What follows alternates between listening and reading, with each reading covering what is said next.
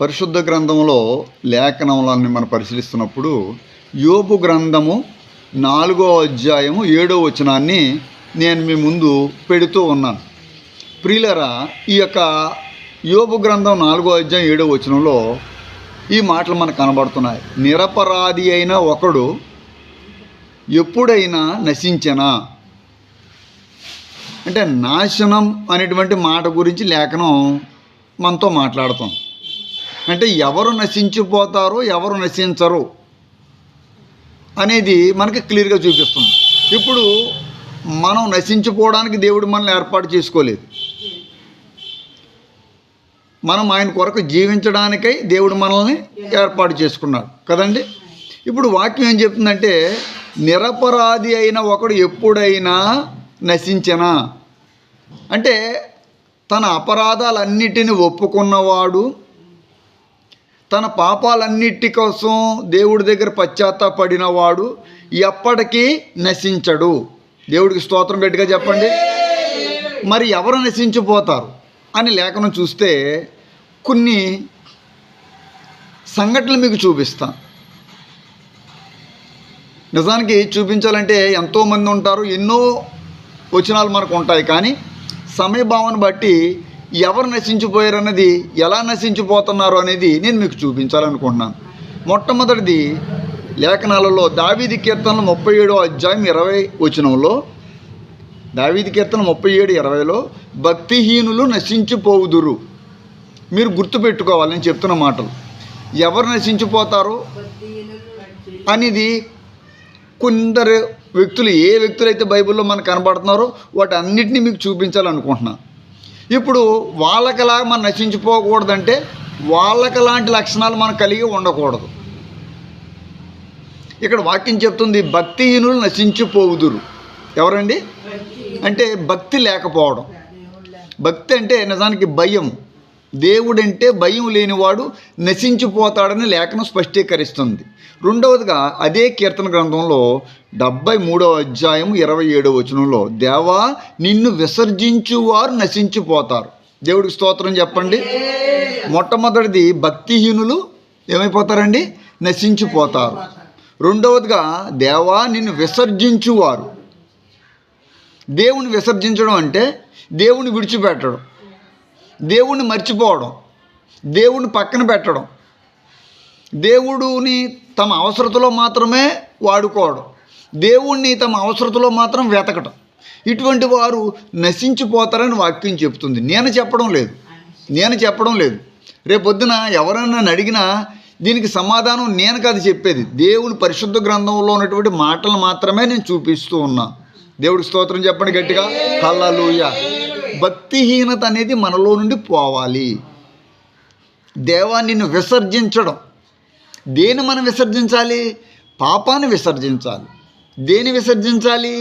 లోకాన్ని విసర్జించాలి. మనం దేవుణ్ణి విసర్జించడం మన నాశనానికి మనమే గొయ్యి తీసుకున్నట్టుగా లెక్క. దినమెల్లా మనం చాలామంది లోకాన్ని కోరుకుంటున్నారు. లోకం అంతా ఇంట్లో ఉంటుంది. ఇప్పుడు లోకంలో ఉన్న సుఖాలన్నీ కూడా మన ఇళ్లలో ఉంటున్నాయి. పూర్వం రోజుల్లో ఇంత సుఖాలు లేవండి, ఇంత ఆహారం లేదు, ఇన్ని బట్టలు లేవు. ఈ రోజున రోడ్డు మీదకి వెళ్తే పెద్ద పెద్ద మూటలు కట్టి గుడ్లన్నీ పడేస్తున్నారు. మీకేం తెలుసండి బాబు? మీరు కేవలం ఇక్కడ మాత్రమే చూస్తున్నారు. నేను హైటెక్ సిటీ లాంటి దగ్గర నుంచి బొంబాయి లాంటి, ఢిల్లీ లాంటి ప్రాంతాలు తిరిగి వస్తున్నాను. ఎక్కడ చూసినా పెద్ద పెద్ద మూటలు. పోనీ అవి ఏమైనా మాసిపోయినాయి, పాడైపోయినాయి, చిరిగిపోయినాయి. పూర్వం రోజుల్లో చిరిగిపోయిన బట్టలు కూడా మనం పాడేసేవాళ్ళం కాదు. ఎందుకంటే ప్రతిదీ ఏదో రకంగా మసిగుడ్డకో, లేకపోతే కాళ్ళు తుడుచుకోవడానికో, లేకపోతే మరొక దానికో ఆ బట్టలన్నీ ఉపయోగపడేవి. ఈ రోజున 1-2 సార్లు వేసుకుంటున్నారు, బట్టలు పాడేస్తున్నారు. దీనికి కారణం ఏంటంటే అండి, డబ్బు ఎక్కువైపోయింది. దేని విలువ ఎవరికీ తెలియటం లేదు. ఎందుకంటే ఈరోజు ఫ్యాషన్లు ఫాలో అవుతున్నారు జనం ఏమవుతున్నారంటే, అబ్బే ఈ బెలబాటం పేటం ఇది పాత ఎన్టీఆర్ సినిమాలోది, ఇది ఎవరు తెలుసుకుంటాడని పాడేస్తున్నారు. ఇప్పుడు అంతా టైట్ ఫిట్. ఇప్పుడంతా కూడా మనిషికి బట్టలన్నీ ఎలా ఉన్నాయంటే పట్టేసి కొత్త రకం అనమాట. ఒక ట్రెండ్ కాదండి, రోజుకో ట్రెండ్ వస్తుంది. ఇప్పుడు ఒక విధానంలో లేదు. ఇప్పుడు ఈ రోజు ఉన్న బట్టలు మళ్ళీ రేపు పొద్దున సిస్టమ్ అంతా మారిపోతుంది కనుక వాళ్ళు కొత్తవి కోరుకుంటున్నారు, కొత్తవి తెచ్చుకుంటున్నారు, పాతవి పాడేస్తున్నారు. కానీ దేవుడు ఏమన్నాడు తెలుసా? నీ పాత జీవితాన్ని విసర్జించి కొత్త జీవితంలోనికి రావాలి. నూతన సంవత్సరం ఎందుకు ఇచ్చాడంటే అండి, మనం నూతన మనసును, నూతన హృదయాన్ని మనం తెచ్చుకుంటామని. మనం తెచ్చుకోకర్లేదు, అది దేవుడు ఉచితంగా ఇస్తున్నాడు. ఉచితంగా ఇచ్చిన దాన్ని మనం మరి పొందుకోవాలి కదా, దాన్ని ఎందుకు విడిచిపెట్టడం? దేవుడు ఇచ్చినది మనం పొందితే అది శాశ్వత కాలం మన మీద, మన కుటుంబాల మీద దీవెనకరంగా ఉంటుంది. ఈ రోజున మీరు ఎలా ఉంటే ఉండొచ్చు, కానీ దేవుని జీవం, దేవుని ఆశీర్వాదం పొందిన తర్వాత మీరు మీ వాక్యంలో చూసాం కదా, మీ పిల్లలను మీరు చూచెదరు. యోసేపు తన మనవలను కూడా చూసినట్టుగా దేవుని యొక్క లేఖనంలో మీకు గతంలో నేను చూపించలేదా? మీకు దేవుని బిడ్డలారా, యోసేపు తన మనవల యొక్క కుమారులను తన మరి ఒళ్ళో పెట్టినట్టుగా మనం చూడలేదండి దేవుని బిడ్డలారా? ఇదే ఆశీర్వాదం మనకెందుకు రాదు? ఇదే ఇప్పుడు యోసేపు పొందిన ఆశీర్వాదం పొందడానికే కదా యేసయ్య మన దగ్గరకు వచ్చాడు. దేవుడు ఎందుకు వచ్చాడు అని గ్రహింపు మనకు ఉండాలి. ఇప్పుడు నేను ఎందుకు వచ్చాను అంటే దేవుడి గురించి చెప్పడానికి. దేవుడు ఎందుకు వచ్చాడు అనేది విషయాన్ని మీకు చెప్తున్నాను. దేవుడు ఎందుకు వచ్చాడంటే మన జీవితాన్ని మార్చడానికి. ఇంట్లో కష్టమైనా మారుస్తాడు, మన ఒంట్లో బాగోపోయినా మారుస్తాడు, హల్లెలూయా, ఏదైనా మారుస్తాడు. కానీ ముందు మనం మారాల. ముందు మన మనసును దేవుడికి ఇవ్వాలండి. మనం నిగ్రహం కలిగి ఉండాలి. ఆశలు అనేది ఎవరికి రావండి? ముసలోడు కూడా దసరా పండుగను ఒక సామెత మనం వింటూ ఉంటాం. ఉదాహరణకు చెప్తున్నాను, వేరేగా కాదండి. ప్రతి ఒక్కడికి ఏదో రకమైన కోరికలు ఉంటాయి, ఉండకుండా ఉండరు. ఆడవాళ్ళైనా, మగవాళ్ళైనా, పెద్దవాళ్ళైనా, చిన్నవాళ్ళైనా. చిన్నవాళ్ళకి చిన్న కోరికలు ఉంటాయి, పెద్దవాళ్ళకి దానికి సంబంధించిన కోరికలు ఉంటాయి. కానీ ఇవన్నీ కాదు, దేవుడి కొరకు నువ్వు నిలబడితే నీ కోరికలన్నిటినీ సిద్ధింపజేస్తాడు అని వాక్యం చెబుతుంది. నువ్వు దేవుడి కొరకు నిలబడితే నీకు ఏది కావాలో ఆయనకి తెలుసు. మీకు ఏది కావాలో మీకంటే ఆయనకు బాగా తెలుసు. దేవుడికి స్తోత్రాలు, హల్లెలూయా. మీ పిల్లలకి ఏది మంచిది, ఏది బాగా తింటారో మీకు తెలుసు, అదే వండుతారు ఆ పండుగ రోజుని. కానీ దేవుడికి నా గురించి తెలుసు, మీ గురించి తెలుసు, ఇక్కడ ఉన్న వాళ్ళందరి గురించి తెలుసు. ఎన్ని అవసరతలు దేవుడు తీర్చబోతున్నాడు. వాక్యం చెప్తుంది, భక్తిహీనులు ఏమైపోతారట? నశించిపోతారు. గుర్తుపెట్టుకోండి, ఎవరు నశించిపోతారు అంటే భయాన్ని విడిచిపెట్టినవారు, అంటే భక్తిని విడిచిపెట్టినవారు, అంటే ప్రార్థన విడిచిపెట్టినవారు ఏమైపోతారట? నేను చెప్తులేదు, వాక్యం చెప్తుంది. 37:20 దావీదు కీర్తనలో భక్తిహీనులు నశించిపోదురు. తర్వాత అంటాడు, అదే కీర్తన 73లో అంటాడు 27వ వచనంలో, దేవా నిన్ను విసర్జించేవారు ఏమైపోతారట? నశించిపోతారు. దేవుని విసర్జించడం ఏంటి? దేవుని విడిచిపెట్టడం ఏంటి? దేవుడు చేసిన ఉపకారాలను బట్టి, అది చిన్నదైనా పెద్దదైనా, దేవుడితో మనం హత్తుకుని జీవించాలి. ఇక్కడ వాక్యం చెప్తుంది, నిరపరాధి అయిన ఒకడు ఎప్పుడైనా నశించెనా. చాలా క్లియర్గా ఉంది, యోబు గ్రంథం 4:7. మరలా చెప్తున్నాను. అంటే అపరాధాలు మీరు విడిచిపెట్టారంటే మీరు నశించరు, మీకు నాశనం మీ మీదకి రాదు. బైబిల్ ప్రకారమే మనం చూసినప్పుడు నాశన పాత్రుడు అనేవాడు ఒకడు ఉన్నాడు. నాశనం కరగడానికి చాలా రోజులు దగ్గర పడ్డా. ఇది మన మీదకే కాదు, భూలోకం మీదకే నాశనం రాబోతుంది, ఉగ్రత రాబోతుంది. దేవుని యొక్క ఉగ్రత అంటేనే నాశనం. దేవుడు ఎవరిని ఎప్పుడు నశింపజేస్తాడో మనకు తెలియదు. కనుక వాక్యం చెప్తుంది, నిరపరాధిగా మీరుంటే దేవుడు మిమ్మల్ని నశింపచేయుడు. నాశనం నుండి మీరు, మీ కుటుంబీకులు, మీ బంధువులు, మన సమాజం తప్పించబడాలి అంటే మన అపరాధాలన్నింటినీ మనం దేవుడి దగ్గర ఒప్పుకోవాలి. మన అపరాధాల కోసం ఆయన ఏమయ్యాడు? అపరాధి అయ్యాడు. అందుకే పాట పాడుతున్నారు, అపరాధిని యేసయ్య కృప చూపి. ఎంత మంచి పాట! అపరాధిని యేసయ్య కృప చూపి బ్రో, అపరాధిని యేసయ్య.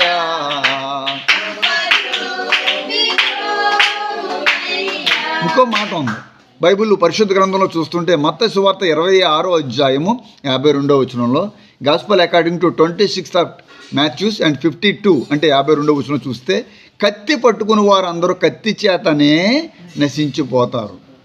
ఎవరు నశించిపోతారనేది మీకు చూపిస్తున్నాను.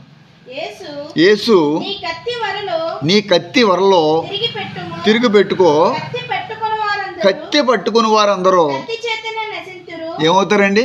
ఇది నేను చెప్పిన మాట, బైబిల్లో ఉన్న మాట. ఇప్పుడు వరకు 3 నాశనాల గురించి చెప్పాను. మొట్టమొదటిది భక్తిహీనత. పనికెళ్ళి ఒళ్ళంతా కోణం అయిపోయి, ఒళ్ళంతా ప్రమాదం అయిపోయి, ఒళ్ళంతా డాక్టర్ చేయలేని భయంకరమైన యాక్సిడెంట్ జరిగిపోయింది. దేవుడు తప్పించి ఏదో రకంగా బాగు చేశాడు. నీకు రోజు పనికి వెళ్ళడానికి మాత్రం టైము సరిపోవడం లేదు. పనికి వెళ్ళిపోతుంది బాగానే, కానీ గుడికి రావడానికి మాత్రం ఆవిడకి వెసులుబాటు కుదరదు. దేవుడి సన్నిధిని ఆవిడ విసర్జిస్తుంది. దేవుడు మనకు సమయం ఎందుకు ఇచ్చాడు అంటే, ఇంత సమయం నీకు ఇచ్చాను, ఇంత స్టాపులేటెడ్ పీరియడ్, 70 సంవత్సరాలు, 60 సంవత్సరాలు, 50 సంవత్సరాలు, 30 సంవత్సరాలు, 25 సంవత్సరాలు, 80 సంవత్సరాలు దేవుడు మనకు ఆయుష్ ఇస్తే మనం బతుకున్నాం. మనిషి చచ్చిపోవడానికి క్షణకాలం కూడా పట్టదండి. మనిషి చచ్చిపోవడానికి క్షణం కూడా పట్టదు.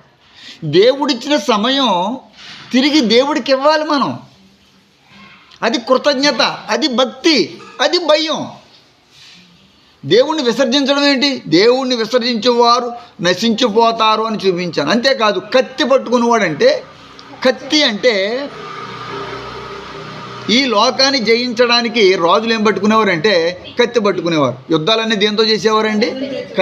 కత్తే ప్రధానం. ఈరోజు అంటే బాంబులు, మిషన్లు వచ్చాయి, కానీ పూర్వం రోజుల్లో గుర్రాలు, కత్తులు. ఓకే, ఇప్పుడు కత్తి పట్టుకున్నవాడు దేంతో నశించిపోతాడట అంటే, ఈ లోక సామ్రాజ్యాలన్నిటినీ సంపాదిద్దాం అనుకునేవాడు మరలా ఏ కత్తితో సంపాదించాడో ఆ కత్తితోనే. అందుచేత మనం పట్టవలసింది బైబుల్ కానీ కత్తి కాదు. హల్లెలూయా. మనం కత్తిని అంటే కక్షను పక్కన పెట్టాలి. కత్తులు ఎప్పుడు తెస్తారంటే, ఇప్పుడంటే సిస్టమ్ ఎలా ఉంది, కానీ పూర్వం రోజుల్లో గొడవలకి కత్తులు పట్టుకెళ్ళిపోయేవారండి. గొడవల్లో కర్రలో కత్తులు, గొడవలు అండి. నేను చంపేస్తానండి అని కుర్రోళ్ళు ఎవరినైనా వాళ్ళ అమ్మగారిని కానీ వాళ్ళ నాన్నగారిని కానీ ఎవరైనా తిట్టాడు అనుకోండి, కర్ర ఉంటే కర్ర, కత్తి ఉంటే కత్తి, కొడవలు ఉంటే కొడవలు, ఇంకా చెప్పాలంటే గుణపం ఉంటే గుణపం, ఇలాంటి కొన్ని ఐటమ్స్ ఉండే. బల్లి ఉండేదండి. ఈ ప్రాంతంలో బల్లాలు వాడేవారు ఎక్కువ అండి, పెద్ద పెద్దోళ్ళు కూడా. ఇప్పుడు వాక్యం ఏం చెప్తుందంటే కక్ష మానమని చెప్తుంది. అది నువ్వు దేవుడికి తల ఒగ్గినట్టుగా లెక్క. ఎందుకంటే కత్తి పట్టుకుని వారు అందరూ దేంతో నశించిపోతారట. ఇప్పుడు దేవుణ్ణి తెలుసుకున్న మనం నశించిపోవడానికి కాదు, జీవించడానికి, దేవుడి కొరకు జీవించడానికి, దేవుడు మహిమార్థమై ఈ లోకంలో బతకడానికి మనం బతకాల. దేవుడి యొక్క ఉద్దేశం నువ్వు జీవించాలా. నీకు ఆయుష్నిస్తాడు, నీకు ఆశీర్వాదం ఇస్తాడు, నీకు ఆస్తిని ఇస్తాడు. ఎవరైతే నేను అందరూ విడిచిపెట్టి వెళ్ళిపోయారో వాళ్ళందరూ మళ్ళీ నీ దగ్గరికి బెలబెలమని రావాల్సిందే. టైము మారుతుంది. టైము దేవుడి చేతిలో ఉంది. సమయం ఎవరిదండి? దేవుడిది. సమయాన్ని మార్చగలడు. కొన్ని గంటల్లో సూర్యుడంతా వెళ్ళిపోయి ఎవరు వస్తారు? చంద్రుడు వస్తాడు. పగలు రేయి, పగలు రేయి, పగలు రాత్రి. ఎవరు మారుస్తున్నారు? ఎవరు మారమంటే అవి మారుతున్నాయి అనుకుంటున్నారు. సూర్యుడిని చంద్రుడిని మార్చేసే దేవుడు నీకున్న సమస్యను, శోధన మార్చడానికి పెద్ద కష్టమేముందండి దేవుడికి? మీరు బాగా ఆలోచించాలి. మీరు దేవుడి గురించి బాగా ఆలోచించారనుకోండి, దేవుడి కార్యం ప్రారంభం అవుతుంది. ఇక్కడ కేవలం వింటే అనుకున్నారు, విన్నదాన్ని గ్రహించారనుకో ఇంకొక మంచి మేలు దొరుకుతుంది. గ్రహించిన దాన్ని, దేవా నువ్వు మరి ఇలాగ పలానా రోజున ఇలా మాట్లాడావు, 2 సంవత్సరాల క్రితం నాకు ఏదో వాగ్దానం ఇచ్చావు, ఏది జరగలేదేమిటి? మీరు దేవుడితో పోరాడాలి, దేవుడితో యుద్ధం చేయాలి. మనుషులతో యుద్ధం చేసే కత్తి పెట్టుకున్నవాడు కత్తి చేత చచ్చిపోతాడు. నీకు అర్థమవుతుందండి వాక్యం? దేవుని బిడ్డలారా, అందుచేత మనం ఎవరితో చేయాలి? దేవా నువ్వు వాగ్దానం ఇచ్చిన దేవుడు, నమ్మదగిన దేవుడు. మరి నువ్వు 2 సంవత్సరాల క్రితం అయితే 3 సంవత్సరాల క్రితం నాకు ఈ వాగ్దానం ఇచ్చావు. నేను ఇలా పడుకుంటుంటే ఒక దర్శనం ఇచ్చావు. ఈ దర్శనంలో ఎందుకు జరగలేదు? నువ్వు ఇచ్చిన మాట నాకు ఎందుకు నెరవేర జరుగుతలేదు? నేను కత్తి పట్టలేదు కదా, నేను చేతుల పైకెత్తి ప్రార్థనే పట్టాను కదా. మనం వాడవలసిన ఆయుధాలు ఉన్నాయి మనకి. దేవుడు విశ్వాసమనే డాలు, రక్షణ అనే శిరస్త్రాణం, దేవునికి వాకి నీతి అనే మైమరు. ఎన్ని ఉన్నాయో చూడండి. ఎన్నింటిని మనం వాడాలా. మనం వాడవలసినటువంటి ఆభరణాలు, వస్తువులు, ఆయుధాలు వేరే ఉన్నాయి. పాదములకు సిద్ధ మనిషి అనేది జోడు, మనకి జోడు ఉండాలి. అది సిద్ధ మనిషి అనేది జోడు ఉండాలి. మనకు డాలు ఉండాలి. ఆ డాలు పేరు విశ్వాసం అనే డాలు, నిరీక్షణ. మనం దేవుడి దగ్గరికి వచ్చిన తర్వాత మన నిరీక్షణ పోగొట్టుకోకూడదు. పాట పాడుతున్నాం, దేవుని యందు నిరీక్షణ ఉంచి ఆయనను స్తుతించున్న ప్రాణమా. వాక్యం చెప్తుంది సామెతల గ్రంథం 21వ అధ్యాయం 28వ వచనంలో, కోట సాక్షి నశించును. చాలా క్లియర్గా ఉందన్నమాట. కోట సాక్షి అంటే అబద్ధాలు ఆడేవాడు అనమాట.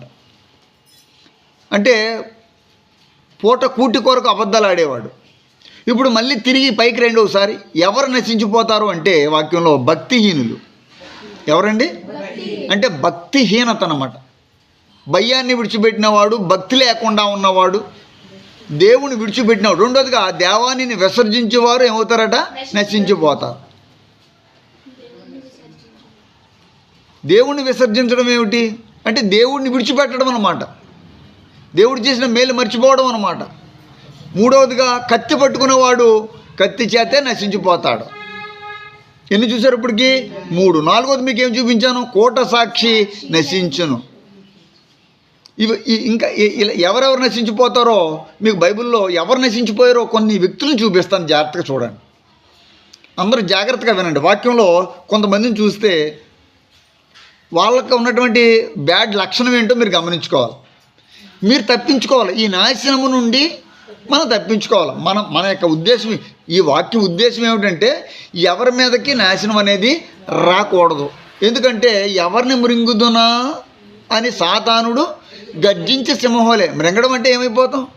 ఇప్పుడు సింహం పులి మనం మింగైతే మనం ఏమవుతాం? చచ్చిపోవడం అంటే ఏమిటి? నశించిపోవడమే కదా. ఇంకా మళ్ళీ ఉండం మనం. కాబట్టి మనం ఏ విధంగా ఉండాలనేది కొంతమంది వ్యక్తుల ద్వారా మనకు కనబడుతుంది. లోతు భార్య. ఇంకో వ్యక్తి చూపిస్తాను, ఉజ్జా. అతని పేరు ఉజ్జా. మూడవదిగా రాజైన సౌలు. ఎంతమంది అండి? 3. తర్వాత అబ్షాలోము. ఎవరండి అతడు? దావీదు యొక్క కుమారుడు. తర్వాత అననీయ సప్పీరా. ఎవరమ్మా? అననీయ సప్పీరా. తర్వాత యోధా ఇస్కరియోతు. ఇలా కొంతమంది ఉన్నారు. మీరు బాగా చూడండి. యోధా ఇస్కరియోతు ఎందుకు చచ్చిపోయాడు? లోతు భార్య ఎందుకు నశించిపోయింది కదా. ఏమైపోయింది ఆవిడ? ఎందుకు అయిపోయింది? అవిధేయత. ఇప్పుడు ఎందుకు నశించిపోయింది అనేది మీకు మీ ఫింగర్ టిప్స్ మీద ఉండాలి. అవిధేయత. ఆయన దేవదూత, దేవుడు సొదొమ గొమొర్రా నుంచి బయటకు పొమ్మన్నాడు. ఎందుకు పొమ్మన్నాడు? ఆ పట్టణంలో మీరుంటే ఏమైపోతారు? నశించిపోతారు. మనం పాపం అనే పట్టణంలో ఉంటే మనం నశించిపోతాం. నువ్వు బయటికి వెళ్ళావు అని అన్నాడంటే, బయటికి వెళ్ళడం అంటే ఎన్నిటిని విడిచిపెట్టి వెళ్ళడం కొద్దిగా కష్టమే. ఎందుకంటే మరి ఆ ఊర్లోకి వచ్చి ఆ ప్రాంతంలో సొదొమ గొమొర్రా ఇల్లు కట్టుకున్నారో, పొలం కొన్నారో, పశు సంపదలు ఉన్నాయి, ఇవన్నీ ఉంటాయి. పోనీ ఎన్నో కొంత తీసుకుంటాం, కానీ అంతా తీసుకోవడానికి ఏ అవకాశాలు ఉండవు కదండి. అప్పటికప్పుడు అంటే ఉండవు. బాగానే ఉంది. అప్పటికప్పుడు రాత్రి వాళ్ళ ఇంట్లోకి దేవదూతలు వచ్చేసాయి, నాడని ఖాళీ చేయండి అని తరిమేతనే పట్టుకున్నావు పక్కన. ఈ రోజున వాక్యం మనం తరుగుతుంది, గుడికి వెళ్ళు అని తరుగుతుంది. కానీ గుడ్డిదానిలాగా గుడికి రావట్లేదు, నడ్డిదానిలాగా గుడికి రావట్లేదు. ఇది లోబడే మనస్తత్వం ఏదండి జనులకి? నీకు పిల్లలకు పెళ్ళిళ్ళు కావాలా, మనవలకు ఆరోగ్యాలు కావాలా, ఆస్తిపోస్తులు రావాలా, గొడవలు రాకూడదు, ఆశీర్వాదాలు రావాలి, ఇవన్నీ కావాలి. కానీ నీకు మాత్రం దేవుడి సన్నిధి అక్కర్లేదు. ఈరోజు మేమందరం పోరంబోకులం అనమాట. మేము ఎందుకు పనికిరాని వాళ్ళం. మాకు పని పాఠాలు లేవు, మీకు లేవు, నాకు లేవు. అందుకే మనం ఇక్కడికి వచ్చి ఇక్కడ కూర్చున్నాం కదండి దేవుని బిడ్డలారా. అంతేనా? మనకి పని పాటలు లేవు. మీరందరూ పోరంబోకులు, నేను పోరంబోకండి. ఎందుకంటే మనకేం పనులు లేవు. మనం ఎందుకంటే మనం అడుక్కుని తినాలి మనం, అందుకని మనం ఖాళీగా కొన్నాం కాబట్టి ఇక్కడ కూర్చుంటున్నాం కదమ్మా, అందుకే కదమ్మా. దేవుని బిడ్డలారా జాగ్రత్త జాగ్రత్త. భక్తిహీనులు ఏమైపోతారట? భక్తిని విడిచిపెట్టావు. నీ సన్నిధిని ప్రార్థనతోనో నా ప్రార్థన ఆలకించుమా, నీ సన్నిధిని. పని ఉండి కూడా మానేసినోడు ఇంకా ప్రయోజకుడు అవుతాడు. నువ్వు ఈరోజు పనికి వెళ్ళకుండా, లేకపోతే ఈ రోజున ఇంపార్టెంట్ పని ఉందో, ఏదో ప్రోగ్రామ్ ఉంది, లేదా ఏదో ఫంక్షన్ ఉంది, ఏదో ఉంది ఇంపార్టెంట్ ఉంది, మీరు ఇంపార్టెంట్ కాదని నేను అన్నా, కానీ దానికి వెళ్ళకుండా మీరు ఇక్కడికి వచ్చారు. మీరు ఎవరిని కనపరిచారు? ఎవరి ముందు? సాతాను ముందు. ఇప్పుడు మీరు దేవుడి సన్నిధికి రావడం సాతానుడు ఓడిపోయినట్లు లెక్క. ఇప్పుడు మీరు గుడికి రావడం వలన మీరేదో నాకు కానుకలు ఇస్తారోనో, లేకపోతే నన్ను పైకి ఎత్తుతారోనో, నన్ను జై జై బాబానే అంటారోనో కాదు ఇక్కడ కావాల్సింది. ఇక్కడ ఎవరినో ఒకరు ఇంకా కాదు, మనం దేవుడిని కనపరచవలసిన వాళ్ళం, దేవుడు కనపరచబడవలసిన వాడు. దేవుడు ఎప్పుడు కనపరచబడతాడంటే నువ్వు సాతాను చీకటి శక్తులను బంధించగలగాల, నీ నిద్రని విడిచిపెట్టాల, నీ మూర్ఖత్వాన్ని మానాల.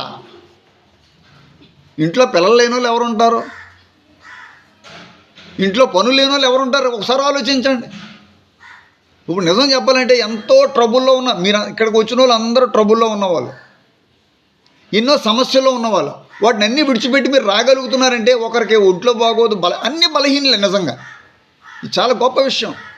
ఈ బలహీనతలన్నీ పక్కన పెట్టి కళ్ళు కనబడపోయినా, కాళ్ళు సరిగ్గా పనిచేయకపోయినా, లేకపోతే ఒంట్లో బలహీనత ఉన్నా కూడా దేవుడి సన్నిధికి అదే నేను వెళ్ళాలి అనేటువంటి ఒక మంకుపట్టుతో దేవుడి దగ్గరికి రావడం, సాతానుడు ఓడిపోతాడు. నువ్వు సాతాను ఓడిస్తే నీదే విజయం, నువ్వు ఓడిస్తే నీకు విజయం.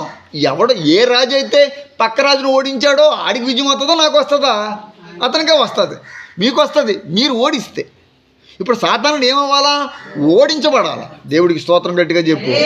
సాతాను జయించాలా? లేదు. అదే రోజు ఆదివారం ఉందనుకోండి, పరిశుద్ధమైన దినాన్ని వచ్చేస్తారు పొలోమని మన ఇంటికి. పనులు, రకరకాల పనులు, మన పిల్లల్ని మనల్ని అందరిని చూసి దేవుడి సన్నిధి కంటే వాళ్ళతో ఉండకపోతే, దేవుడి సన్నిధికి నువ్వు ఇచ్చే సమయం నీకు 24 గంటల్లో దేవుడు 3 నిమిషాలు నీ ముక్కు మూసాడంటే నువ్వు మట్టిలో కాలుతూ ఉంటావు. నేనైనా సరే, ఎవరైనా సరే, ఎవరిని విమర్శించడం లేదు, నేనైనా మీరైనా సరే. 3 నిమిషాలు కాదు, 2 నిమిషాలు ముక్కు మూసేయడానికి దేవుడు మనం భూస్థాపితం అయిపోతాం. పాడుకోవాలి, పరలోకమో నా. నేను విమర్శిస్తున్నాను అనుకుంటారు. నేను చాలా హై లెవెల్లో నేను చెప్తున్న మాట, నీ జాగ్రత్తలో నువ్వు ఉండకపోతే, ప్రేమ ఇది దేవుని ప్రేమ, ఇది ఎవరు కొలువలేనిది అని పాట ఎరిగిన నీవు మనుషుల్ని ప్రేమించడం మానకపోతే దేవుడు ప్రేమ నుండి నువ్వు దూరం అయిపోతావు. ఇదే విసర్జించడం అంటే. దేవుని మాట కంటే తన ఇంటి మీద ఉన్న మమకారం లోతు భార్యకి ఎక్కువైపోయింది. ఎంత విచారం అండి. సాక్షాత్తు అబ్రహాం గారితో పాటు వచ్చిన ఈ కుటుంబంలో ఒక వ్యక్తి సెలైపోయింది, ఉప్పు స్తంభం అయిపోయింది. జీవితం ఇంకేముంది? ఇంకేముంది? మనిషి చచ్చిపోయిన తర్వాత ఇంకేముంటుంది చెప్పండి. కనుక దేవుని బిడ్డలారా, నేను చెప్తున్న మాట బాగా వినండి. భక్తిహీనులు నశించిపోతారట, దేవుని విసర్జించేవారు ఏమైపోతారట? నశించిపోతారట. రెండోదిగా, మూడోదిగా కత్తి పట్టుకున్నవాడట కత్తి చేతే. నాలుగోదిగా కోట సాక్షి, అంటే అబద్ధాలు ఆడేవాడు అనమాట. ఇది మీరు ఆడుతున్నారని కాదు, మనం ఆడకూడదని దేవుని గ్రంథం చెబుతుంది. ఇది మనకే కాదు, లోకస్తులందరికీ ఇది సంబంధించింది. ఇది వాక్యం అంటే మీ ఒక్కరికే కాదండి, ఇది వాక్యం అనేది అందరికీ. లోకమునకు కలుగు మహా సంతోషకరమైన శుభవర్తమానం అని వాక్యం చెప్తుంది కదా. అననయ్య సప్యరాలు ఏమాడారు? అబద్ధం ఆడారు. దేవుడికి స్తోత్రం. కోట సాక్షి నశించును, లేదా వాక్యంలో లేదా? 21-28 సామెతల్లో మీరు చూసినప్పుడు అంతే. That's all. దీనికి ఇంకా దీనికి మనం ఏం కల్పించింది ఏం కాదు. ఇది అంతా ఇది పరిశుద్ధ గ్రంథంలో ఉందండి. ఈ రోజుని ఒక మాట అమ్మ గుడికి ఎందుకు రాలేదంటే నాకు కొంచెం పని ఉందండి అని, లేదంటే ఇంకోటి అని అబద్ధాలు ఇక్కడే కాదు ఎప్పుడు ఎవరితో కూడా మనం ఆడకూడదని ఈ అననీయ సప్యరాల ద్వారా మనం నేర్చుకోవాలి. అననీయ సప్యరాలు దేవుడికి ఇవ్వటంలో అబద్ధం ఆడారు. దేవునికి మరి ఇవ్వవలసింది అది దేవుడు ఈమని చెప్పలేకపోయినా కూడా దేవుడికి ఇద్దామన్న విషయంలో వారు అబద్ధములు ఆడి భార్య భర్తలు ఇద్దరు కూడా ఏమైపోయారటండి, నశించిపోయారు. కోట సాక్షి ఏమవుతాడట, నశించి. అంతేకాదు ఇంకా కిందకి మనం వస్తే దేవుని పరిశుద్ధ గ్రంథం ఏం చెప్తుందంటే, న్యాయాధిపతుల గ్రంథం 5వ అధ్యాయం 31వ వచనంలో ఒక మాటని మీకు చూపించగలను.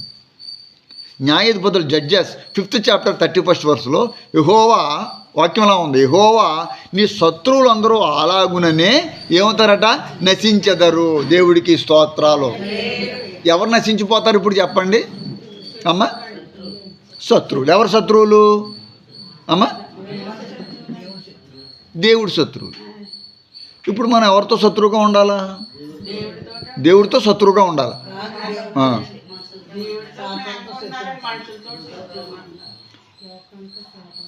మన శత్రువు ఒకడు ఉన్నాడు, మీరు బాగా తెలుసుకోండి. మనకు ఒక శత్రువు ఉన్నాడు, అతడు సాతానుడు. అతడు లోకాన్ని అంతటినీ చూపించి దేవుడికి మనకి మధ్యలో ఎడబాటు చూపిస్తుంది. సాక్షాత్తు యేసు ప్రభువుకే ఏం చూపించిందంటే లోకాన్ని అంతటినీ చూపించింది. మనకు కూడా లోకం అంతటినీ చూపిస్తుంది. సెల్ ఫోన్ ఉంది, సెల్ ఫోన్లో లోకం అంతా వచ్చేస్తుంది. ఉదాహరణకి సెల్ ఫోన్లో లోకం అంతా ఉందండి. ఇప్పుడు బ్యాంక్ అకౌంట్లు ఉన్నాయి, మనం బ్యాంకుకి వెళ్ళకుండా డబ్బును ట్రాన్స్ఫర్ చేయించుకోవచ్చు. ఇంకా ఈ సెల్ ఫోన్లో లేదంటూ ఏమీ లేదు. అమెరికాలో ఏం జరుగుతుందో వార్తలు మనం చూడవచ్చు, మనుషులతో మాట్లాడవచ్చు, కమ్యూనికేషన్ చేసుకోవచ్చు. ఇలా ఎన్నో ఫెసిలిటీస్. అంటే లోకం అంతా ఇప్పుడు ఎవరి చేతిలో ఉంది? మన చేతిలో ఉంది. ఎవరు పెట్టారు? సాతానుడు పెట్టాడు. ఇప్పుడు ఈ సెల్ ఫోన్ చూసుకుంటూ ఈ సెల్ ఫోన్ని పట్టుకోవడం కూడా ఎలా ఉందని తెలుసండి, ఏదో పెద్ద పెద్ద కత్తులు పెట్టుకున్నట్టుగా సెల్ ఫోన్ పెట్టుకుని, ఇది ఇంక సెల్ ఫోన్ ఉంటే ఇది ప్రపంచం అంతా ఎల్ల దగ్గర ఉన్నట్టు. 10 ఏళ్ళు పెడితే సెల్ ఫోన్ అవుతుంది, పెద్ద గొప్ప విషయం ఏం కాదు. సెల్ల పెట్టుకుని ఇలాగ బయటకు వస్తున్నారు. ఇంక తేడా ఏం లేదు. ఆడ మగవాళ్ళు కూడా పెద్ద పెద్ద సెల్ ఫోన్లు పెట్టుకుని వీళ్ళకి ఏదో ఉన్నట్టుగా, చాలా గొప్పగా ఉన్నట్టు అనమాట. ఇంకేదో కేజీ బంగారం ఇటుక పట్టుకున్నట్టుగా వస్తున్నారు. మీరు గమనించారా? ఎవరినైనా సరే ఎవరు బయటకు వచ్చినా వాళ్ళ చేతిలో ఏముంటుందంటే, సంతకెళ్ళినోడికి సెల్ ఫోన్ ఉంటుంది, పొంతకెళ్ళినోడికి కూడా సెల్ ఫోన్ పెట్టుకుని వెళ్తున్నారు. ఎక్కడికైనా ఇంకాడికి సెల్ ఫోనే. అంటే ఇప్పుడు సెల్ ఫోన్ లేకుండా ఎవరికి ఏమవుతులేదంటే పని అవుతులేదు. ఏమైనా ప్రభుత్వ ఆఫీస్కి వెళ్ళారనుకో, సెల్ ఫోన్ నెంబర్ ఎంతమ్మా అని అడుగుతున్నారు. అంటే సెల్ ఫోన్ లేకుండా నిన్ను బతకనివ్వకుండా సాతానుడు చేసేసింది. అమ్మ పాస్వర్డ్ వస్తుందమ్మా, అది చెప్పకపోతే అది ఎలా కుదురుతుంది? అబ్బాయి మీ నాన్నది మీ అమ్మది పనిచేయదు, మీ ఆయనగారి పని నీదే వాళ్ళు అంటున్నారు రకరకాల. ఎవరిది వాళ్ళదేనంట. ఏ రేషన్ కార్డు కావాలన్నా సెల్ ఉండాలా, ఏ కార్డు కావాలన్నా సెల్ ఫోన్. బ్యాంకులోకి వెళ్ళారు, బ్యాంక్ అకౌంట్ కావాలా, ఏమి ఇవ్వాలా? Aadhaar card, cell phone number ఎంత? సెల్ ఫోన్ లేకపోతే పనిచేయదండి. ఎక్కడికి వెళ్ళినా కూడా అది బిగించేసిందనమాట సాతానుడు. ఈ రోజున పూర్వం రోజుల్లో ఏమీ లేకుండా బతికేసేవారండి, చాలా ఫ్రీగా బతికేసేవారు. మీరు చెప్తే నంబరు, నా కళ్ళారా నేను చూశాను చాలామందిని. మా తాతల గీతలు వీళ్ళందరూ ఉండేవారు కదా, పని పాటు ఏం ఉండేది కాదు వాళ్ళకి. అలా ఎలా బతికారో ఒకసారి నేను ఆలోచిస్తే నాకు ఇప్పటికే ఆశ్చర్యమే. ఎందుకంటే వాళ్ళ తిండి ఏదో తిండేసేవారు, ఏదో అలా బతికేసేవారు, అలా అయిపోయింది. ఇంకా ఈ రోజున పొద్దున్న లెగడం, టిఫిన్ ఏమి తినాలా, ఎక్కడ తినాలా, ఏమి తినాలా, టిఫిన్ తినడానికి డబ్బులు ఎలాగా, ప్రతి ఒక్కరు చూసుకోవాలి. ఇప్పుడు మధ్యాహ్నం ఏం కూర వండాలి, కూర వండడానికి ఈ సరుకులు లేవు. ఎంత ప్రాబ్లం అయిపోయింది తెలుసండి. బియ్యం ఉన్నాయా లేదా, మామూలు బియ్యం పనిచేయవు. బయటికి వెళ్ళాలా, బట్టలు ఉండాలి, బయటికి వెళ్ళాలా, డబ్బులు ఉండాలి, అన్నీ ప్రాబ్లమే. ఇంతకుముందు కాలినడకన 10 కిలోమీటర్లని నడుచుకుంటూ పోయేవారు. ఇప్పుడు కాశీ కూడా ఎలా వెళ్ళేవారు అనుకుంటున్నారు, నడుచుకుంటూనే. ఈ రోజున ఇక్కడి నుంచి అక్కడ కాలు తీసి కాలు పెట్టడానికి బళ్ళు కావాలా. మీకులా నడిచేవాళ్ళు ఎవరు లేరు, అది గొప్ప విషయం. అసలు కాలు తీసి కాలు పెట్టలేరు, ప్రతి ఒక్కడికి బండి కావాలా. ఆడు 5 సంవత్సరాలు కూడా బండి నడుపుతున్నాడు. అలాంటి పరిస్థితుల్లో మనం ఉన్నాం దేవుని బిడ్డలారా. అంటే సాతానుడు ఎక్కడికక్కడ ఏం చేశాడంటే బిగించేశాడు, బంధించేశాడు. ఇప్పుడు మనం లాకప్ అయిపోయాం ఈ చెరసాల నుండి, ఈ సెల్ ఫోన్ యొక్క భాగోతాల నుండి, ఈ లోకం నుండి. ఒకవేళ మీరు ఫ్రీగా ఉంటే సంతోషం, నాకు ఆ గొడవ లేదండి, నాకు సెల్ ఫోన్ లేదు, ఏ పాడు లేదు, ఏదో చిన్న డబ్బా ఫోన్ ఉందంటే చాలా గ్రేట్, మీరు ధన్యుల కింద లెక్క. దేవుడికి స్తోత్రం, హల్లెలూయా. ఎందుకంటే మిగతా వాళ్ళందరికీ 2 సిమ్ములు, ఆ సిమ్ములకి 400 పడుతుంది, 300 పడుతుంది ఒక సిమ్ ఒక నెలకు మెయింటైన్ చేయడానికి. ఒక సిమ్ మెయింటైన్ చేయాలంటే నెలకు 300, 2 చేయాలి. ఏది పోయినా పని చేయదు, మళ్ళీ 600. సెల్ ఫోన్ రోజంతా ఛార్జింగ్ పెట్టుకోవాలి, అయిపోవడం ఛార్జింగ్ పెట్టుకోవడం, అయిపోవడం. ఇలా ప్రతి ఒక్కరు సెల్ ఫోన్ పెట్టుకున్నాడు, జేబులో ఛార్జర్ పెట్టుకున్నాడు, ఎక్కడ పెడితే అక్కడ పెట్టేస్తున్నాడు ఛార్జర్. ఎక్కడ హోటల్లోకి వెళ్తుంటే ఛార్జర్ పెట్టుకున్నాడు, బస్సులో పెట్టుకుంటే బస్సులో ఛార్జింగ్ పెడుతున్నాడు, ట్రైన్లో పెడితే ట్రైన్లో. అక్కడ ఏరోప్లేన్ కూడా ఛార్జింగ్ పెట్టేసుకుంటున్నాడు. అటు మొన్న అడుగుతున్నాడు, ఏరోప్లేన్కి ఎక్కడ ఉందో, ఆడ కొత్తగా ఇక్కడంట ఏరోప్లేన్లో ఛార్జింగ్ పెట్టుకోవడానికి వేరేది సాకెట్ అని అడుగుతున్నాడు. ఒరే అసలు ఏరోప్లేన్ సెల్ ఫోన్ వాడకూడదు, ఇక్కడ మొబైల్ ఏం పెట్టుకుంటామని తిడుతుంది ఆవిడ. దేవునికి స్తోత్రం కలుగును గాక, హల్లెలూయా, హల్లెలూయా. ఎవరు నశించిపోతారంటే కూట సాక్షి, అబద్ధాలు ఆడేవారు. అననీయ సప్యరాలు చిన్న అబద్ధం ఆడి ఇద్దరు తమ ప్రాణాలు ఏం చేసుకున్నారు, పోగొట్టుకున్నారు. వాక్యం చెప్తుంది, యెహోవా నీ శత్రువులు అందరూ అలాగునే నశించిపోతారు. ఎలాగనో అనేది పక్కన పెట్టండి, ఎలాగో చచ్చిపోయారు, వాళ్ళు నశించిపోయారు. ఇలాగన మనం నశించిపోకూడదు. నశించిన దానిని వెతకి రక్షించడానికి ఈ లోకానికి దేవుని కుమారుడు ప్రత్యక్షమయ్యాడు. దేవుడికి గట్టిగా స్తోత్రం చెప్పాలి. ఇప్పుడు నాశన పోతుడు ఇంక మన మీదకి ఎందుకు వస్తాడు? ఇంకా నాశనము నశించిపోతున్న దానిని వెతకి రక్షించడానికి ఆయన వచ్చాడు, మనల్ని వెతికాడు, మనం ఆయనకు దొరికాం. హల్లెలూయా. చాలామందిని వెతికితే వాళ్ళు దొరకలేదు. అమ్మా 100 గొర్రెల్లో ఎన్ని గొర్రెలు విడిచిపెట్టాడు? 99. దేనికోసం? తప్పిపోయిన గొర్రె కోసం. తప్పిపోయిన గొర్రె కోసం వెతికితే దాన్ని పట్టుకున్నాడు. ఇప్పుడు మనం ఆయనకు దొరికాం. ఇప్పుడు మనం ఎవరి చేతుల్లో ఉన్నాం? దేవుడి చేతుల్లో ఉండాలి. మళ్ళీ తప్పిపోకూడదు. హల్లెలూయా. తప్పించుకుని తిరగకూడదు. కొంతమంది తప్పిపోయిన వాళ్ళు ఉన్నారు, తప్పించుకుని తిరుగుతుంటూ ఉంటారు. మాస్టర్ కొడుతుంటే చిన్నప్పుడు పారిపోయే వాళ్ళు అనమాట. దగ్గర ఇప్పుడు ఒక 5-6 మందిని కొట్టాలన్నమాట. డిక్టేషన్ రాయలేని వాళ్ళు, ఇంపోజిషన్ రాయని వాళ్ళని 5-10 మంది నిలబడంటారా అంటారు. కర్ర ఎట్టుకుని వస్తూ ఉంటారు అనమాట. ఒకటి కొట్టేటికి కూడా పారిపోతాడు అనమాట. ఆడు లాస్ట్లో ఏమంటాడు తెలుసా? మీ అందరికీ బలి దెబ్బలు తగిలేరా బాబు, నేను తప్పించేసుకున్నాను బాబు, పిల్లకమేట కొట్టేస్తుంటే నేను తప్పించేసుకున్నాను మరి అని అది చెప్పేవారు అనమాట. దేవుడికి స్తోత్రాలు, హల్లెలూయా. ఈ రోజు నువ్వు తప్పించుకున్నావు, రేపు పొద్దున పరీక్షలో తప్పించుకుంటావా? ఫెయిల్ అయిపోతే మాస్టర్ నుంచి తప్పించావు, మాస్టర్ దెబ్బలు నువ్వు తినకుండా తప్పించుకున్నావు, నీ ఇష్టానుసారంగా పెట్టరేగావు, రేపు పొద్దున పరీక్ష పెట్టాడు మాస్టారు, ఫెయిల్ అయిపోయావు. అప్పుడు ఫెయిల్ అయిపోయిన తర్వాత ఎలా ఎవడు నేను తప్పిస్తాడు ఇంకా పా చేయడానికి?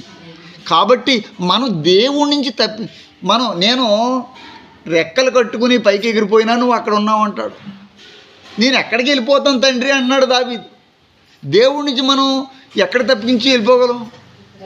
ఇప్పుడు మనుషుల నుంచి తప్పించుకుని పోతాం. చాలామంది అమ్మలు ఏమంటారంటే ఇళ్ళల్లో, బాబో నేను ఎక్కడ చేయలేకపోతున్నాను, నేను ఎక్కడికైనా ఆశ్రమానికి పోతా ఉంటారు. చాలామంది 100కు 100% అనేది మాట ఏంటో తెలుసా? ఎక్కువగా నాకు బాగా తెలుసండి. వాళ్ళు ఏమంటారో తెలుసా? నేను ఏదైనా ఆశ్రమంలోకి పోతే వాళ్ళ కూడు కొట్ట పెడతారు, వాళ్ళకి ఒక 5,000 4,000 ఇస్తాను బాబు, ఇక్కడ చేయలేకపోతున్నాను, మీతోనే ఉండలేకపోతున్నాను అంటారండి. ఎందుకు అంటారు అంటే వాళ్ళు పడే బాధను బట్టి.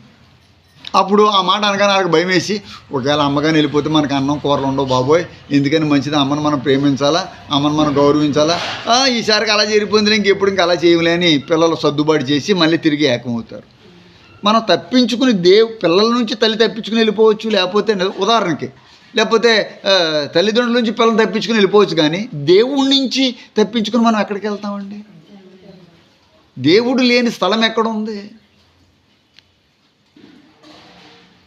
అంతటా నివసించే ఉండేవాడైనా, సృష్టికర్త అయినా, ఆయన నుండి ఆయనకి కనుమరుగైంది ఏముంటుంది?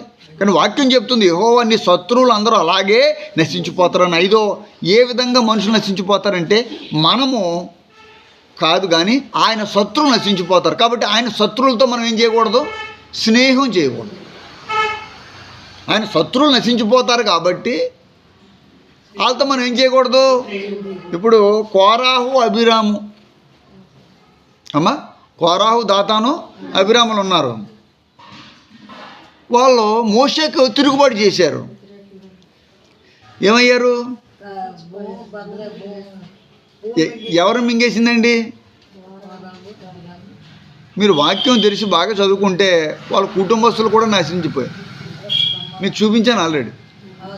ఇప్పుడు కోరాహు దాతాను అభిరాములు పెట్టరేగితే వాళ్ళ కుటుంబాలు ఎందుకు నశించిపోయాయి? అంటే ఒక కోరాహ చేసిన పాపం కోరాహ కుటుంబం మీద నిలిచి కుటుంబాన్ని అంతటిని దేవుడు డిస్మాండిల్ చేశాడు. ఎలా ఉంటుందంటే, మీరు ఆశీర్వించబడితే నీ కుటుంబం అంతా ఆశీర్వించబడుతుందండి. జాగ్రత్తగా ఉండాలి. ఈ ఆశీర్వాదమైన, శాపమైన, నాశనమైన ఇలాగే ఉంటుంది. మరి లేకపోతే మీరు ఆ సంఖ్యాకాండంలో కానీ మరి చూస్తే అలా ఎందుకు అలా జరుగుతుంది? అలా కోరాహు దాతాను అభిరాముల్ని తప్పు చేస్తే వాళ్ళ కుటుంబాలంతా నాశనం అయిపోవడం ఏంటి? కానీ మళ్ళీ ఇంకో విషయం చూడండి. ఒక్కోసారి ఎలా ఉంటుందంటే, లోతు భార్య తప్పు చేస్తే లోతు భార్యనే శిక్షించాడు, కానీ లోతును శిక్షించలేదు. లోతునే శిక్షించాడు కానీ లోతు భార్యనే శిక్షించాడు కానీ లోతును కాదు. ఎందుకంటే లోతు ఏ పడ్డాడు? పడ్డాడు. లోతు కుటుంబస్తులందరూ కూడా పక్కకి వెళ్ళిపోయారు. ఏ వ్యక్తి అయితే అవిధేయత చూపించిందో ఆజ్ఞాతిక్రమమే పాపం అని వాక్యం చెప్తుంది. నీవు దుష్టులను నశింపజేయుచున్నావు అంటాడు దావీదు. 9వ కీర్తన తీయండి ఒకసారి. పరిశుద్ధ గ్రంథం సామ్స్ చాప్టర్ 9th చాప్టర్ 9వ అధ్యాయము. కావాల్సింటే 4, 5, 6 వచనాలు 3 వచనాలు ఉంటాయి, చదువుకోండి. వాక్యంలో ఏముందంటే 5వ వచనంలో నీవు అన్యజనులను గద్దించావు. ఏం చేశాడట? దుష్టుల ఆలోచన చొప్పున. ఇప్పుడు ఎందుకు నడవకూడదు నీకు అర్థమైందా? 1వ అధ్యాయంలో దుష్టులు ఆలోచన చొప్పున నడవద్దని ముందుగా దేవుడు నేను గద్దిస్తున్నాడు, మనల్ని గద్దిస్తున్నాడు. దుష్టులు అంటే దేవుడి దృష్టిలో వారు దుష్టులు. వాళ్ళతో మనం స్నేహం చేసామనుకోండి, ఇక్కడ వాక్యం చెప్తుంది నీవు దుష్టులు నశింపజేయుచున్నావు. ఏం చేశాడట? దుష్టుల్ని. వాక్యంలో చూస్తే చాలా భయంకరమైనటువంటి విషయాలు ఎన్నో. అక్రమం చేయవాళ్ళారా మీరు నా యొద్ద నుండి అని ఎందుకన్నాడు? అబ్షాలోము ఉన్నాడు బైబిల్లో. అబ్షాలోము అక్రమం ఏం చేశాడు? తండ్రి మీద తిరుగుబాటు చేశాడు. దుష్టత్వం అన్నమాట అది. ఏమైపోయాడు? లోతు భార్య ఏమైపోయింది? అననయ్య సప్ఫీరాలు ఏమైపోయారు? అబ్షాలోము ఏమైపోయాడు? వీళ్ళందరూ నశించిపోయారు. చచ్చిపోయారు అనడం కంటే వాళ్ళ గోతిని వాళ్ళే తవ్వుకొని నశించిపోయారండి. కాబట్టి ప్రియ సంగమా, ఆజ్ఞాతిక్రమమే కాదు, అవిధేయతే గాను, మరి నిజంగా చూస్తే అపరాధాలే కానీ, అక్రమమే కానీ, అబద్ధాలే కానీ, లోకాశలే కానీ, ఇవన్నీ కూడా మన నాశనాన్ని కోరుకుంటాయి, మనల్ని నాశనానికి తీసుకెళ్తాయి. వాక్యం చెప్తుంది. 4, 5, 6 వచనాలు చదవమ్మా. అదే కాబట్టి నా శత్రువులు వెనకకు మల్లుదురు, నీ సన్నిధిని వారు ఏమవుతారు? నీ శత్రువులు. ఇందాక నేను చెప్పాను, నీ శత్రువులని చెప్పాను, మీకు గుర్తుందా? యెహోవా నీ శత్రువులందరూ అలాగనే నశిస్తారని న్యాయాధిపతులు ఉన్న మాట ఇక్కడ మళ్ళీ తిరిగి రిపీట్ అయ్యింది. కాబట్టి నీ శత్రువులందరూ వెనక మల్లుదురు. ఎక్కడ పడతారట? దేవుడి సన్నిధిలో జోగుబడి సస్తారట. మనకెందుకు అలాంటి నాశనం? నశించిన దాన్ని వెతకి రక్షించడానికి దేవుడు వచ్చాడు, నీ కొరకు వచ్చాడని మీకు అర్థమైంది. నా కొరకు దేవుడు వచ్చాడు అనేటువంటి ఒక గ్రహింపు మనకు వచ్చింది. కాబట్టి మనం ఏమవ్వకూడదు? నశించిపోకూడదు. చెకుముకు రాతి బండి నుంచి నీటిని తీసుకొచ్చే దేవుడు, సొంతులేని దాన్ని ఇల్లాలిగా తీసే దేవుడు, సముద్రంలో దారిని ఏర్పాటు చేసిన దేవుడు, సముద్రాన్ని ఏం చేశాడు? 2 పాయలు చేసిన గొప్ప దేవుడు మనకు ఉన్నాడు. నీ శత్రువులు జోగిపడుతూ ఫరో సైన్యం అంతా సముద్రం ఏమైపోయింది? చిక్కిపోయింది. అదే సముద్రంలో ఇశ్రాయేల్ అందరూ ముందుకు వెళ్ళిపోతే వాళ్ళు ఎందుకు అలాగైపోయారండి? ఎందుకంటే వాళ్ళు దేవుడికి విరోధులు. దేవుడికి విరోధులతో మనం సంబంధం పెట్టుకుని వాళ్ళతో మనం స్నేహం చేస్తే వాళ్ళతో పాటు మనం కూడా ఉంటాం. ఒక ఇంటి మీదకి పిడుగు పడింది అనుకోండి, ఆ ఇల్లే కాకుండా పక్క ఇల్లు కూడా అదురుతుంది. ఆ పిడుగు పడ్డప్పుడు కేవలం ఆ ప్రాంతమే కాకుండా ఆ చుట్టుపక్కల పాకమంతా కదులుతుంది, కమిలిపోతుంది, కాలిపోతుంది. కాబట్టి ఇప్పుడు శత్రువుల్ని దేవుడు నశింపజేసేటప్పుడు వాళ్ళతో మన స్నేహంగా ఉంటే మనం నశించిపోతాం. కాబట్టి దేవుని బిడ్డలారా, నిన్ను బట్టి నీ కుటుంబాన్ని దేవుడు కాపాడాలనుకుంటున్నాడు. పరిశుద్ధాత్మ దేవుడు చెప్తున్నాడు, నిన్ను బట్టి నీ బిడ్డలందరినీ దేవుడు రక్షించాలని కోరుకుంటున్నాడు ఆయన. ఈ విషయం మర్చిపోవద్దు. నేను కళ్ళు మూసుకొని చెప్తున్న మాట. మనల్ని బట్టి మన కుటుంబానికి దేవుడు రక్షణ, కాపుదల, కృపను అనుగ్రహించాలనుకుంటున్నాడు. దేవుడి సన్నిధిలో నువ్వు ఈ వాక్యాన్ని పోగొట్టుకున్నావు అంటే ఈ ఆశీర్వాదం నీకు ఎవడిస్తాడు మళ్ళీ నీకు? ఇప్పుడు వాక్యం అంటే ఏమిటనుకుంటున్నారు మీరు? వాక్యం అంటే ఒక అరగంట సేపు 40 నిమిషాలు చెప్పే మాటలు అనుకుంటున్నారా? ఇది వాక్యపు జీవధారలు, ఇది ఆశీర్వాదపు ధార. ఇది మనం కడుక్కోవడానికి దేవుడు మనకిస్తున్నటువంటి ఆత్మీయ పానం, జీవజలములు, మనం బతికించేది. ఇప్పుడు మంగళవారం మానేసి శుక్రవారం వచ్చి, శుక్రవారం మానేసి ఆదివారం వచ్చి, ఈ తుడితొక్కులు, ఈ బలహీనతలు, ఈ పొగరబోతనం, ఈ అవిధేయత, నువ్వు వెనక్కి తిరగొద్దన్నాడు ఆయన. ఇప్పుడు విషయం ఏంటంటే, లోతు భార్య ప్రయాణం చేయడం ఏం మానలేదు, ప్రయాణం చేస్తుంది, వెనక్కి తిరగొద్దన్నాడు. మీకు ఆ విషయం తెలుసో లేదో? మీరు ముందుకు పోండి అన్నాడు. ఇప్పుడు ఇదే మాట మనతో మాట్లాడుతున్నాడు, నువ్వు ముందుకు పో అన్నాడు దేవుడు. వెనక్కి తిరగ అంటే లోకం వైపు తిరగొద్దని వాక్యం చెప్తుంది క్లియర్గా. లోకమునకు వెలుగైన ప్రేమ, నువ్వు లోకం వైపు చూడక్కర్లేదు. నీకు ఏ అవసరం, నీ అవసరం ఏంటో నాకు చెప్పు, నేను చేస్తాను అన్నాడు ఆయన. ఆయన మాట్లాడుతున్నాడు, ఇప్పుడు నీతో మాట్లాడుతున్నాడు. నువ్వు వెనక్కి తిరగో అంటే దేవుడు నాకు ఇవ్వలేదు అనుకోవద్దు, దేవుడు నాకు ఇది చేయలేదు అనేటువంటి నిరాశ నీలో ఉండొద్దు. వెనక్కి తిరగొద్దు. వెనక రోజులు, దేవుడు లేని రోజులు, చీకటి రోజులు, పాపిష్టి రోజులు, పాపంలో జీవించిన రోజు, చీకటి రోజులు అవి. ఈరోజున దేవుడు మనం ముందుకెళ్ళమంటున్నాడు. ముందుకెళ్ళో, వెనకున్న వాటిని మరిచి ముందున్న వాటి కొరకై ఓపికతో ఏం చేయాలా? పరుగెత్తాలా ఓపికతో. పాదాలతో నడిచి రావడానికే మనకు ఒళ్ళంతా బద్ధకమే. ఒంట్లో బలహీనతలు ఉన్న వాళ్ళందరూ దేవుడి సన్నిధికి వస్తున్నారా? రాలేనటువంటి పరిస్థితుల్లో ఉండి కూడా దేవుడి సన్నిధికి వస్తున్నారా? దేవుడు నిన్ను యాక్సిడెంట్ నుంచి తప్పించి, ప్రమాదాల నుంచి కాచుకుంటూ, నీ పైసా ఖర్చు కాకుండా దేవుడు నీకు అన్ని రకాల ఆరోగ్యశ్రీ కార్యక్రమాలు అన్నీ కూడా పెట్టి అన్నీ చేస్తుంటే ఎంత పొగరబోతుగా జీవిస్తున్నారు తెలుసా అండి? ఈ రోజున 3 పూట్ల కూడి ఉండబట్టే కదండి ఈ రోజున దేవుడి సన్నిధి ఇచ్చిపెట్టేశారు అనకూడదు. కానీ కాంటుబట్ట పొజిషన్లో ఎప్పుడైనా మానేస్తే పర్వాలేదండి. మానకూడదని నేను ఎందుకు చెప్తున్నాను, ఎందుకు మానుతున్నావు? ఈ రెండింటికి మధ్యలో ఏముందంటే అవిధేయత. చీడ పట్టినట్టుగా నీకు పట్టేసింది. అవిధేయత నీకు నువ్వు కావాలని కాదు, నీకేంటంటే ఏం పర్లేదులా, ఏముందో నాకు దేవుడు తెలుసు, బాప్తీసం పొందేశాను, రక్షణ పొందేశాను, నేను కానుకలుస్తాను అని నాకేమో రోజు మానేస్తే ఏమైపోయిందా? ప్రార్థన చేసుకుంటాం, ఇంట్లో ప్రార్థన చేసుకుంటాం, ఏముందో పెద్ద విషయం. ముక్కు కట్టుకో. ఆ రోజు నీ కరోనాలో ముక్కు గుడ్డ కట్టుకోకపోతే ఏమైపోదు? ఏమన్నా ముక్కు ఎందుకు గుడ్డ కట్టుకోవాలా? ఇది బయట అలా తిరిగేమిటి మనం ఎవరన్నా? ప్రతి ఒక్కడు ఏం కట్టుకున్నాడు, ఎందుకు కట్టుకున్నాడు? కట్టుకోకపోతే ప్రమాదం. వైరస్ ముక్కు కాదు, మనిషి ముట్టుకుంటే పెళ్ళిళ్ళు కూడా అయ్యాయి.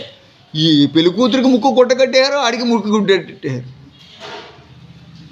ఇంకో పెళ్ళి ఎలా జరిగింది, అమెరికాలో ఆడున్నాడంట, ఆంధ్రాలో ఈవిడుందంట. ఏం జరిగిందో తెలిసి పెళ్ళి సెల్ ఫోన్లో 2 వీడియోలు పెట్టి తీశారు. ఎలాగంటే ఇప్పుడు మనం వస్తే కరోనా కదా, ఎవరిది ఎక్కడ అంటుకుంటుందో ప్రమాదం. అందుచేత ముందు పెళ్ళి అంటూ మరి ముహూర్తం పెట్టేసుకున్నారు కదా, ముహూర్తంలో పెట్టుకున్నారు లేదా కరోనా వచ్చేసింది. ముహూర్తానికి పెళ్ళి అవ్వాలన్నారు. అయితే అలాగే చేద్దాం, మంగళ్య తంతునానే హంజమే అని మొత్తానికి అతను మొదలుపెట్టి ఆ వీడియోలు 2 అలా పక్కన పెట్టి ఒకడు ఇలాగ వీడియోలో ఇప్పుడు వీడియోలో మనం చూసుకోవచ్చు కదా, ఆ టేబుల్లో మనకు కనబడతారు కదా. సెల్ ఫోన్లోనే ఆ మ్యారేజ్ జరిగిందనమాట. ఎందుకు అలా జరిగింది? ఆ టైం కదా జరిగిపోవాలని వాళ్ళు పెట్టుకున్నారు. దేవుని బిడ్డలారా, ఈరోజు వాక్యం చెప్తుంది టైం టు టైం. దేవుడిచ్చిన సమయం దేవుడి కొరకు వినియోగించకపోతే దానికి బాధ్యురాలు అయిపోతావు. నువ్వు బయట అసలు నువ్వు రాలేని పరిస్థితిలో ఉన్నావు, ఓకే, అది దేవుడికి తెలుసు. జ్వరంతో బాధపడుతున్నావు, ఓకే, దేవుడికి తెలుసు. ఒకవేళ నేను ఏదైనా పొరపాటు ఏమైనా అన్నా అవి జరగదా, నీ సమస్యను బట్టి నువ్వు రాలేదు, ఓకే. కానీ అన్ని దేవుడు సమృద్ధి ఎక్కువైపోయింది. ఈరోజు ఏంటంటే ఇంట్లో సమృద్ధి ఎక్కువైపోయింది. తిండి ఎలా పడేస్తున్నారు తెలుసండి? పొట్లాలో మీకు ఎంతంత బ్యాగులు పడేస్తున్నారండి.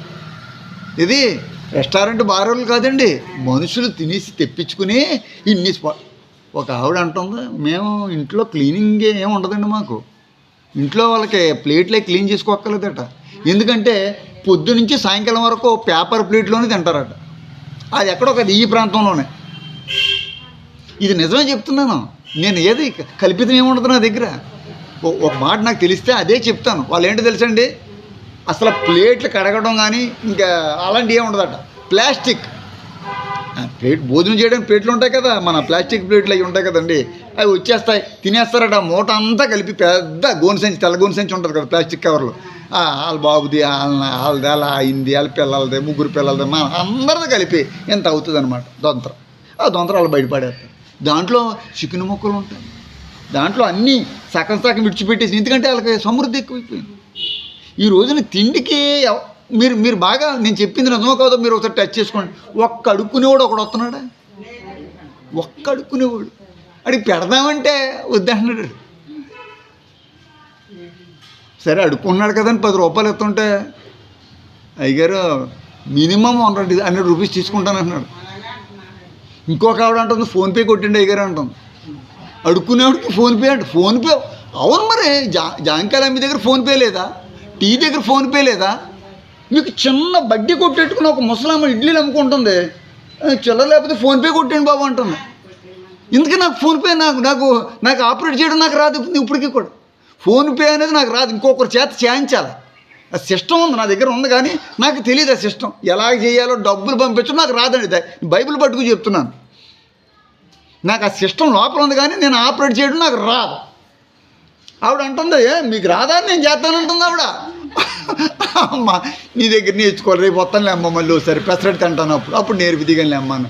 ఇదేటే బాబు నువ్వు ఈ మధ్యకాలంలో పుట్టినోడివే కదా, ఆ ఫోన్పే తెలియదేంటి, మా మనవాళ్ళు చేసేస్తారు ఫోన్పే అంటుంది. అమ్మ బాబు దేవుడికి స్తోత్రం, తాతయ్య గారు కూడా చేసేస్తారు అమ్మ అంటే, తాత కూడా చేసేస్తాడు లోపల అంటుంది ఆవిడ. అమ్మ నీకు వందనాలు అమ్మ, చాలా సంతోషం అమ్మ, చేసేమని అమ్మ, నాకు అవసరమైనప్పుడు నేను అడుగుతాను అని చేసేస్తాడు. దేవుడికి స్తోత్రం. ఎవరు నశించిపోతారట? నీవు దుష్టులను నశింపజేయుచున్నావు.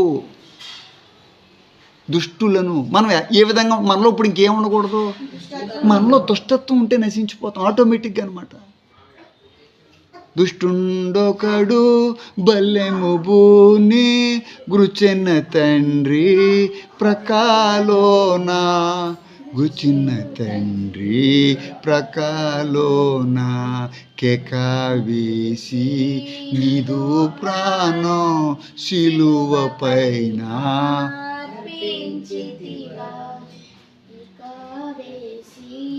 నీదు ప్రాణం శిలువ పైన అర్పించితివా. దేవునికి మహిమ కలుగునుగాక. హల్లెలూయా. ఇప్పుడు మనం గుచ్చలేదనుకుంటున్నాం, మనమే గుచ్చుతున్నాం. ఆయన మాటకు అవిధేయత చూపించడమే ఆయన సిలువ వేయటం అండి. మీకు పూర్తి స్థాయిగా దైవత్వం మనలోకి వచ్చిన తర్వాత మనల్ని దేవుని ఆత్మ నడిపిస్తుంది. ఇప్పుడు మీరు ఏమి చేయాలి, ఏమి చేయకూడదనేది పరిశుద్ధాత్మ దేవుడు మీకు బోధిస్తాడు. ఆయన బోధించేంత వరకు మనం నిరీక్షించాలి.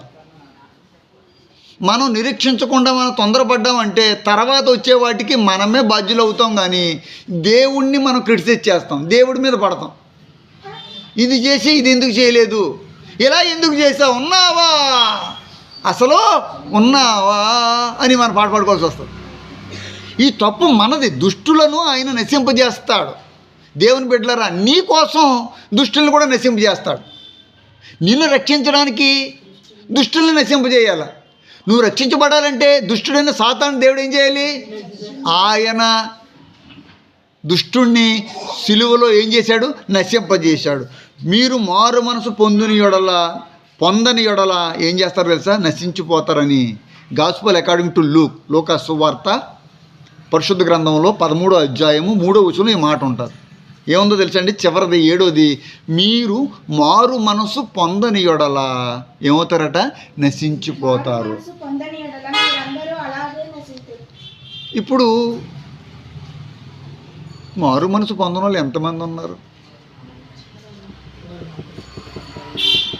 ఇంకో విషయం చెప్తాను. మారు మనసు పొంది కొంతకాలం మళ్ళీ మనసు మారిపోయిన వాళ్ళు ఎంతమంది ఉన్నారు? నేను ఏం చెప్తున్నానంటే, ఎప్పుడైనా సరే అండి, దేవుణ్ణి మించిన వాడు ఎవరు ఉండరండి. God is supreme. రెండోదిగా దేవుడికి అసాధ్యమైంది ఏది ఉండదు. శ్రమల్లో శోధనలో భయపడిపోయి బలహీనమైపోయి శ్రమలను బట్టి శోధనలను బట్టి దేవుడికి దూరం అయిపోవడం వలన చివరికి మనం ఏదైనా పోగొట్టుకోవడమే తప్ప పొందడం అనేది ఉండదు. కడ వరకు నమ్మకమైన దాసులుగా అంతము వరకు సహించువాడు ధన్యుడు. నమ్మకం దేవుడికి మనకి మధ్యలో ఏమి ఉండకూడదు అంటే అపనమ్మకం అనేది రాకూడదు. దేవుడికి మనం అప్పచెప్పి దేవుడు చేస్తాడు అని నమ్మిక కలిగి ఉండాలి. అలాగని లోకంలో తిరిగేవారు దేవుణ్ణి యొక్క మారు మనసు పొందడంలో అడిగినంత మాత్రాన అది జరగదు. మారు మనసు పొందినవాడు ఏది అడిగినా దేవుడు అనుగ్రహిస్తాడు. ఇక్కడ వాక్యం ఉంది, మీరు మారు మనసు పొందని ఎడల నశించిపోతారు. అంటే మారు మనసు పొందితే నశించరు. ఇప్పుడు వాక్యం ఏం చెప్తుందంటే, మీరు పొందకపోతే నశించిపోతారు, కానీ పొందితే మరి అలా కూడా అర్థం చేసుకోవాలి కదా. ఇప్పుడు అని వేరే అన్నీ కూడా బాగా అర్థం చేసుకుంటాం. వాక్యం చెప్తుంది, విశ్వసించు ప్రతి వాడు నశింపక నిత్య జీవం అనేటువంటి మాట బైబిల్లో కనబడుతుంది. You see the Bible gospel according to John 3rd chapter 15th verse యోహాను సువార్త 3వ అధ్యాయము లేఖనాలు చూస్తున్నప్పుడు 15వ వచనంలో ఈ మాట కనబడుతుందండి. ఏముందమ్మా? అలాగనే ఇది ఈ మాట మీరు మర్చిపోకూడదు. ఇది చాలా ఇంపార్టెంట్ మాట. ప్రతిరోజు ఇంపార్టెంట్ మాటలు చెప్తాం, దాంట్లో ఇంకా గొప్పవి ఉంటాయి. కాబట్టి అంటే ఏదో ఆల్రెడీ జరిగిపోయింది, ఇప్పుడు కాబట్టి అన్నాడని. కాబట్టి విశ్వసించు ప్రతివాడు అంటే మీరు నేను ఎవరైనా సరే విశ్వసించు ప్రతివాడు నశింపక ఆయన ద్వారా ఏం పొందుతాడు? హల్లెలూయా, దేవుడికి స్తోత్రం చెప్పండి. హల్లెలూయా. విశ్వసించు ప్రతివాడు నిత్య జీవం కైవసం చేసుకుంటాడు. ఎక్కడ దొరుకుతాయండి ఇలాంటి మాటలు? నాశనం గురించి చెప్పేవాడు ఉంటాడు. అలా రోడ్డు మీద వెళ్తుంటే ఏ జ్యోతిష్కుడో మనకు చెప్తాడు, అమ్మ నీకు ఉందని. నిజమే, అతను చెప్పేది కరెక్ట్ అయి ఉండొచ్చు. అమ్మ నీకు వచ్చే సంవత్సరం దెబ్బ తగ్గుతుంది, లేకపోతే ఇది నీకు ఇది నరదిష్టి ఉంది అని. కానీ అతను తీసేయగలడా? అక్కడ దెబ్బ అనమాట. చెప్పడం చెప్తాడు కానీ వాళ్ళు తీయలేరు. ఆ తీసేయడంలోనే కమర్షియల్ అయిపోతారు. ఇప్పుడు పాస్టర్లు కూడా ఏమి తయారయ్యారంటే, ఏంటి తెలుసండి, నీకు శ్రమ రాబోతుంది, ఈ శ్రమ పోవాలంటే నేను టీవీ ప్రోగ్రామ్ ఒకటి పెడుతున్నాను, అది స్పాన్సర్ చేయాలి, 15,000 అవుతుంది. ఎవరు ఇస్తున్నారు 15,000? వాక్యం వినడానికి వచ్చిన వాళ్ళని 15,000 20,000 అడుక్కోవడం ఎందుకండి? ఒకవేళ డబ్బు లేకపోతే ప్రోగ్రాం ఆగిపోతుంది. ఒకవేళ దేవుడి చిత్త ప్రకారం ప్రోగ్రామే జరగాలంటే దేవుడే ఇస్తాడు. అడుక్కునే జీవితం ఎందుకు? ఆ కమర్షియల్ అంటే కమర్స్ వచ్చేసింది అక్కడ. అంటే డబ్బు అనేది మధ్యలో రోల్ ప్లే అవుతుంది. నేను ఎప్పుడు డబ్బుని మధ్యలో పెట్టి డబ్బు కొరకు ఏ పని నేను ఎప్పుడు ఏ పరిచర్య నేను చేయను. నేను డబ్బుకు దూరంగా ఉంటాను. డబ్బుని నేను కోరను. ఎందుకంటే ధనం ఆశలో ధనాన్ని ఎవరిసినంత ఇవ్వలేనటువంటి అననీయ సభ్యురాలు ఏమైపోయారంటే చచ్చిపోయారు. ధనాన్ని నమ్ముకునేవాడు శాపగ్రస్తుడు అండి. ధనానికి ఏమున్నాయట? రెక్కలు ఉన్నాయట. అది ఏమైపోతుందట? అది ఎగిరిపోతుందట. దేవుని బిడ్డలారా, ఈరోజు వాళ్ళ బళ్ళు అవుతాయి. ఈరోజు బళ్ళ కింద మీరున్నటువంటి జీవితాలు వాళ్ళు అవ్వచ్చు. అది కనిపెట్టి విశ్వసించు ప్రతివాడు నశింపక నిత్య జీవం పొందుతాడంటే ఏంటారు? ఇది ఆశీర్వాదం కదా. మీరు మీ తల వెంట్రుకలో ఒక్క తల అయినా కూడా నశించదు. 21 అదే లోకస్వార్త 18వ వచనం. బ్యాక్ వెళ్ళి లోకస్వార్త 21:18 ఉంటుందో తెలుసండి. దేవుడి యొక్క వాక్యం అంత క్లియర్గా చెప్తుందో తెలుసండి. మీరు అడగవచ్చు, మరి ఇవన్నీ జరుగుతున్నాయి. ఇవన్నీ కాదు, దేవుడు నీ తల వెంట్రుకలు లెక్క పెట్టాడు. చూడండి, ఒకసారి మీ తల వెంట్రుకల మీద చేతులు పెట్టుకోండి. ఇలా అన్నాను ఏమనుకోద్దు దయచేసి. ఒకసారి ఇలా చేతులు పెట్టుకోండి, ఒకసారి ఇలా చేతులు పెట్టుకోండి. వేరేగా కాదు. ఇప్పుడు చదవమ్మా. కానీ ఇలా చూసుకోండి, మీ తల వెంట్రుకలలో హల్లెలూయా. ఎంత గొప్ప దేవుడు. ఏ తల్లి చెబుతుంది తన బిడ్డలకి అలాగ ఈ వాగ్దానం ఇవ్వగలదు? ఏ తండ్రి తన బిడ్డలకి ఈ వాగ్దానం ఇవ్వగలదు చెప్పండి? పట్టుకున్నారా? మీ తల వెంట్రుకలో ఒక్క వెంట్రుక కూడా నశింపదు. నువ్వు దేవుళ్ళో ఉన్నారు అంటే చూడండి, అగ్నివాస నంటకుండా వాళ్ళ బట్టలు కాలిపోయాయా? వాళ్ళ చెప్పులు కాలిపోయాయా? వాళ్ళ శరీరాలు ఏమైనా మగ్గిపోయాయా? దేవుని బిడ్డలారా, ఇదే విశ్వాసం మనకు ఉండాలి. విశ్వసించు ప్రతివాడు నశింపక ఏం పొందుతాడట? నిత్య జీవానికి అవకాశం ఉంది. ఈ లోకంలో నీ తల వెంట్రుక కూడా ఊడిపోదు. అంటే దీనికి కూడా దేవుడు ఆయన నేను నీకు హామీ ఇస్తున్నాడు. చాలామంది హామీ ఇస్తారు, ఏం పర్లేదమ్మా ఈసారి వస్తే నేను చూసుకుంటాను నీకు హామీ ఇస్తున్నాను అంటారు. వాళ్ళు హామీ చేస్తారు. కానీ మన తల వెంట్రుకలో ఒక వెంట్రుకకి వాళ్ళు హామీ ఇస్తారా? రేపొద్దు నేను లేకపోతే కొంచెం బయటికి వెళ్ళిన తర్వాత తల దూకుంటాను. అది దూకున్న వెంటనే వెంట్రుకలు ఎన్ని ఊడిపోతాను. ఎవడన్నా నాకు హామీ ఇవ్వగలడా? ఏ డాక్టర్ ఇస్తాడు? ఏ ప్రభుత్వం? ఎవరు ఇవ్వలేరు, ఒక్క దేవుడు తప్ప. దేవుడు ఎంత గొప్ప దేవుడు అంటే, నీ తల మీద వెంట్రుకలు అంటే గాలికి ఊడిపోతాయి ఒక్కోసారి, లేకపోతే దూకుంటే ఊడిపోతాయి, తలస్నానం చేస్తే ఊడిపోతాయి. అవి పెద్ద లెక్క, మనం ఏం లెక్క పెట్టాం. మా బతికింతే నాకంతే, నా మాడైపోయిందని తిట్టుకుంటాం, మనమే బాధపడతాం. కానీ వాక్యం ఏం చెప్తుందో తెలుసండి, నీ తల వెంట్రుకల్లో ఒక్కటి కూడా నేను నశింప చేయకుండా నేను కాపాడగలను. హల్లెలూయా గట్టిగా చెప్పండి. ఇట్టి వాగ్దానం ఇంకెక్కడ దొరకదు. ప్రతిరోజు వాక్యం ఇలాగే ఉంటుంది మా దగ్గర. ప్రతిరోజు వాక్యం ఇలాగే చెప్తాను. ప్రతిరోజు ఆశీర్వాదం గురించి చెప్తాను. కానీ ఆశీర్వాదం ఎప్పుడు వస్తుందంటే దేవుడికి సబ్జెక్టెడ్ టు నువ్వు ఒబీడియంట్ అంటే విధేయతతో నువ్వు దేవుడి మాట విన్నప్పుడు. దేవుడికి స్తోత్రం కలుగును గాక. దేవునికి వాక్యం చెప్తుంది. చివరిలో కొన్ని మాటలు స్పీడ్గా చెప్పుకుని వెళ్ళిపోతాను. అపోస్తుల కార్యాలు 18వ అధ్యాయము 5-6 వచనాలు వాక్యం చెప్తుందండి. చివరిలో ఉన్నాం మనము. అపోస్తుల కార్యాలు 18:5-6లో ఉంటుంది. పౌలు గారు అంటున్నారు, వచ్చినప్పుడు పౌలు వాక్యం చెప్పుడు ఎందు ఆతురత గలవాడై యేసే క్రీస్తని యూదులకు దృఢంగా సాక్ష్యంగా చెప్తున్నాడు. వారు అలా చెప్తున్నందుకు వాళ్ళు ఎదురాడి వాళ్ళు దూషిస్తున్నారు. ఇందాక మేము చెప్పాను, దూషించువారు దేవుడికి వ్యతిరేకంగా దుష్టులు ఏమైపోతారు? నశించిపోతారు. ఈయన ఏమంటున్నాడు? దూషించినప్పుడు వస్త్రాలు దులుపుకొని నేను అనేక సార్లు నా వస్త్రాలు ఎక్కడ దులుపుకొని వెళ్ళిపోయాను. నేను చివరిలో ఇంకొకసారి ఒక డెసిషన్కి వచ్చాను, ఇక్కడ నా చెప్పులు దులుపుకొని వెళ్ళిపోతే కూడా ఉంటాను అనుకున్నాను. ఆగు, టైము తొందరపడొద్దని దేవుడు చెప్పాడు. చెప్పులు దులుపుకుని వెళ్ళిపోయామనుకోండి, ఇంకా రేపు పొద్దున ఇంకా సాక్ష్యం ఆ దుమ్మే చెప్తుంది. మనకు సమయం లేదు. దైవజనుడు అంటే మీరు ఏదో అనుకుంటున్నారు. ఇన్ని ప్రాఫెసీస్, ఇన్ని ప్రవచనాలు మీకు చెప్పాను. ఒక మనిషిని చూడలేదు. పోనీ వేరే వాళ్ళకి ఒక అలీకే అంటే మనకు తెలుసు, లేకపోతే ఇంకొక అనంత అంటే తెలుసు, ఏమి తెలిసి ఉండొచ్చు. కానీ ఒక మనిషిని మనకు చూడకుండా ఆ వ్యక్తి గురించి ఏంటి చెప్పండి అంటే, అతను తాగుబోతూ, అతడు ఈ రోజు నుంచి తాగడం మానకపోతే త్వరలో చచ్చిపోతున్నాడు, చెప్పుకో అతను కావచ్చుకొని చెప్పి సవాల్ విసిరింది మొట్టమొదటి వ్యక్తిని నేను. ఆ మాట అతను విన్నాడో మరి ఏంటో, వెంటనే అతనికి బంద్ అయిపోయి దేవుడి గుళ్ళోకి వెళ్ళిపోయి పారిపోయి తన యొక్క వ్యభిచార జీవితం, తన తాగుబోతు జీవితం అంతా మానేసుకున్నాడు. ఎలాగ? అతని గురించి నాకేం తెలుసు. ఇతడు లోబడ్డావు, వీడికి దుర్మార్గుడు, సాతానుడు పట్టేసాడు, వీడికి భయంకరమైన సాతానుడు వ్యభిచారంలో ఉన్నాడు. అవునా కాదా అన్నాను. అవునండి. ఇతడు ఇద్దరు ముగ్గురితో వ్యభిచారం చేస్తున్నాడు, పిల్లని పక్కన పెట్టాడు. అవునా కాదా? అవునండి. రోజంతా 2-3 బాటిల్ ఎత్తుతాడు, క్వార్టర్ వాటర్ తాగడం అని క్వార్టర్ తాగుతున్నాడు. అవునా కాదా? అవునండి. చచ్చిపోతున్నాడు, మరణం ఉంది, చూసుకోమని చెప్పు. సవాల్ విసిరాను. దానికి సాక్ష్యం మొన్న ఆయన వచ్చినటువంటి వ్యక్తి, ఆయన ఎదుర్కొండాలని చెప్పాను ఆ మాట. మనం చెప్పలేదు ఈ మాట.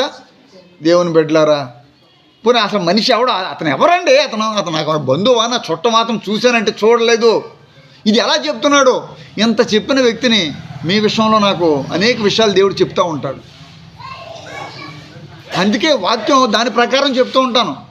మీరు ప్రమాదంలో వెళ్ళిపోకూడదు, మీరు నా దగ్గర ఉండాలి, మీరు దీవించబడాలి, మీరు ఆశీర్వాదంగా ఉండాలి. మీరు నశించిపోతే మీ నాశనం వల్ల నాకు నష్టమే తప్ప లాభమే ఉండదు. మీరు దీవించబడితేనే నాకు సంతోషం. దేవుడికి స్తోత్రాలు. నేను ఎప్పుడు కూడా ఖండించినా నేను గద్దించినా మీ మంచి కొరకే తప్ప వేరే దాని గురించి ఉండదు. ఎందుకంటే మీరు బాగుంటే మందిరంలో మీ కుటుంబస్తులు అందరూ మారచ్చు. అది దేవుడికి మహిమ. ఈరోజు కాకపోతే రేపైనా మీ ఇంట్లో తీసుకొస్తారా, మీరు సంపాదించిన దాంట్లో కానుకలు ఇస్తారు, మందిరాన్ని పోషిస్తారు. ఒక ఆవిడ అట్టిపళ్ళు తీసుకొస్తుంది కానుకలు, పాపం జనవరి 1కి. ఒక ఆవిడ ఏదో కేక్ తీసుకొస్తుంది, ఒక ఆవిడ ఇంకోటి తీసుకొస్తుంది. ఇవన్నీ మందిరానికి మంచివే కదా అన్నీ కూడా. మీకు మంచి జరగడమే నాకు కావాలా, మీకు చెడ్డ కావాలని లోకస్తులు కోరుకుంటున్నారు, నేను కాదు. నేను కోరుకోను. నా మాట కఠినంగా ఉన్నట్టు ఉంటుంది తప్ప నాలో ద్వేషం ఉండదు, నాలో మీ మీద ప్రేమే ఉంటుంది. మీరు లోబడాలి. అమ్మా అసలు మందిరం మానొద్దు, నువ్వు మానుతున్నావు అంటే ఎందుకు మానేవో చెప్పు, ముందు రోజు చెప్పు, తర్వాత వచ్చిన తర్వాత చెప్పు, కారణం ఏంటో చెప్పు. పాదాల దగ్గర పడి ఆవిడ కన్నీటితో ఏం చేసిందంటే దేవుడు పాదాలను తుడిచింది. అలాంటి జీవితం. దేవుడు అంటున్నాడు, రేయి మొదటి జామున లేచి అమ్మా నీళ్లు కుమ్మరించబడినట్లుగా కుమ్మరించు. ఏ క్రైస్తవుడు ఎలాంటి పని చేస్తున్నాడు చెప్పండి, నాకు తెలియదు. ఏ వ్యక్తి చేస్తున్నాడు? అందరూ వాక్యాలు చెప్పేవారే.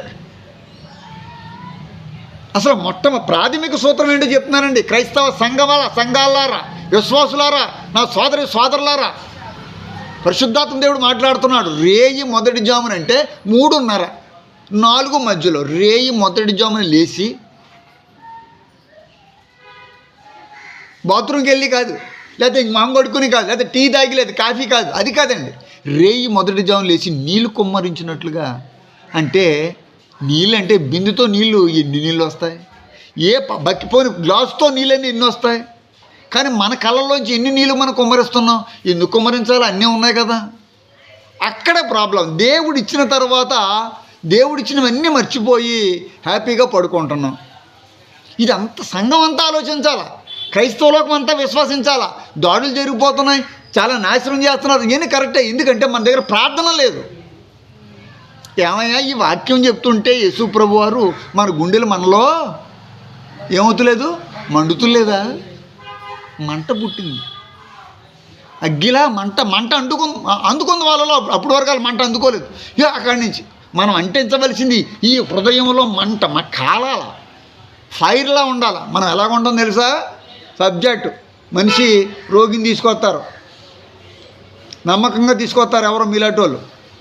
వాళ్ళని బట్టి తప్ప అతను ఎవరో మనకు తెలియదు. ఇతను చచ్చిపోతాడు, తీసేయండి, అయిపోయింది, అంతే. సబ్జెక్ట్ అంతే, ఇంక రెండోది లేదు. అది దేవుడు సెలవు ఇచ్చిందే చెప్తాం, రెండో మాట చెప్పం. అమ్మా నువ్వు ఈ పని చేయకపోతే మాత్రం అయిపోతావు, అంతే. అందరికి అలా చెప్పను. మళ్ళీ ఆయన ఏం చెప్పాడో అది చెప్తాను. అమ్మా నీ దెయ్యం పోయింది, బయటకు పోవన్నాను. దెయ్యం పోయింది అన్నాను, అంతే. దెయ్యం పోతే ఇంకా ఆవిడ మామూలు లిచిపోయి ఇంకా హ్యాపీగా నడుచుకుంటూ పోయింది, ఇంకంతే. దెయ్యం పోయింది అన్నా. ఎందుకో మీలాంటి వాళ్ళు తీసుకొచ్చారు ఒక ఆవిడ్ని, దెయ్యం పట్టేసింది, అసలు నడలేకపోతుంది, కలిపోతుంది. దెయ్యం పోయింది, బయటకు పోమను, ఇంకా అయిపోయింది ఈవిడ సంగతి, అంతే. దెయ్యం పోయింది, బయటకు పోయింది, రిలీజ్ అయిపోయింది, అంతే. అందరికీ నాశనం కాదు. అక్కడ ఏమి దేవుడు సెలవిస్తాడో అది వాళ్ళ మీదకి మనం చెప్తాం, వదులుతాం, అంతే తప్ప మనం సొంతంగా చెప్పేది ఏమి ఉండదు. మనం సొంతంగా చెప్పినవి ఏం జరగవు, మనం సొంతంగా చెప్పకూడదు. మన సొంతంగా చెప్పడానికి మనకు ఆస్కారం లేదు. మీరు ఏదైనా చెప్పారనుకోండి అమ్మా, వినడమే తప్ప మనం సొంతంగా మాట్లాడకూడదు. ఎందుకంటే రేపు పొద్దున్న నేను బాధ్యుని అవుతాను తప్పు చెప్పానంటే. రేపు పొద్దున మీరు అడుగుతారు, ఏంటంటే మీరు ఇలా చెప్పారు అయ్యారు, మరి ఇలా జరిగింది ఏంటి అని చొరకలు వేయచ్చు, లేకపోతే అది ఇంకోలా చెప్పవచ్చు. కాబట్టి నేను కరెక్ట్గానే రావాలని, అది కూడా దేవుడు సెలవిస్తేనే చెప్తాను, లేదా మాట్లాడినా. అలాగేనమ్మా, ఒక సరేనమ్మా.